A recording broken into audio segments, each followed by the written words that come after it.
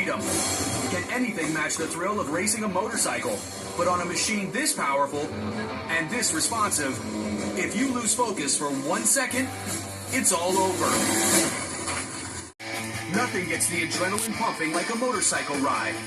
A passing rainstorm has left the road a little wet, but on a bike, even a little wet can mean a lot of trouble. Your bike is hydroplaning at high speed and heading for a crash. Should you A, ease off the throttle and go gently on the brakes, B, glide to the side and pull over, or C, hit the brakes and try to stop quickly as possible? Before you answer, hydroplaning occurs when the vehicle's tires leave the road surface from the water that's pooled on the surface of the road.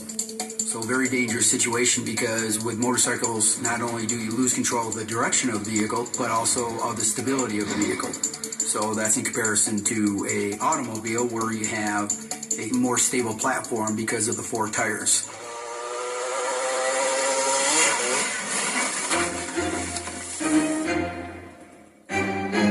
When you hydroplane, your tires slow down in the water, but you and your vehicle continue at your previous speed. Because you're no longer in contact with the road surface, you cannot steer the vehicle to the point that you're going to lose control and the vehicle's going to succumb to gravity.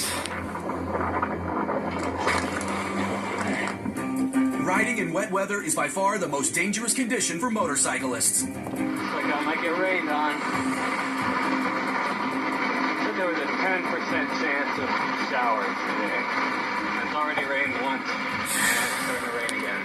Particularly of interest is during the first rains after a long period of dry weather. Not only does the rain start to build up on the asphalt, but it also draws up some of the oils. And that makes driving very dangerous. Uh-oh, now it's raining. Good Lord, I'm driving through a river. Oh my gosh. Ow! Raindrops are sharp. When the rain starts to develop after a long period of dry weather, the roads are very slick. So it's very important that people really slow down and really drive carefully.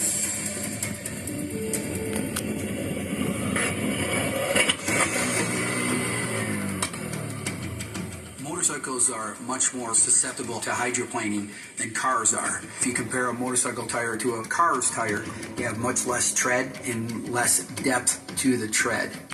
So as a result, it has less ability to channel the water away. In addition, motorcycles often travel faster than cars do in comparison.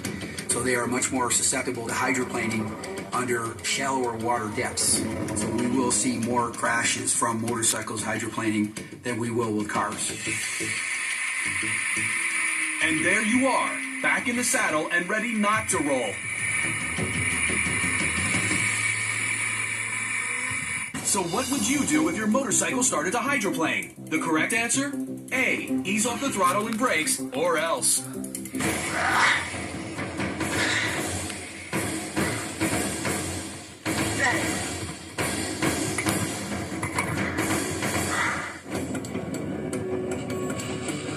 When you encounter pooled water on the road surface, the best thing to do is to roll off on the throttle under control. If you're reducing your speed, that's going to allow you to have the tires maintain contact with the pavement, because the water is not going to be able to lift that tire away from the roadway and cause hydroplaning. In comparison, if we apply the brakes too hard, we'll slow the rotation of the tires, and that will cause the stability to be overcome and the vehicle to fall over.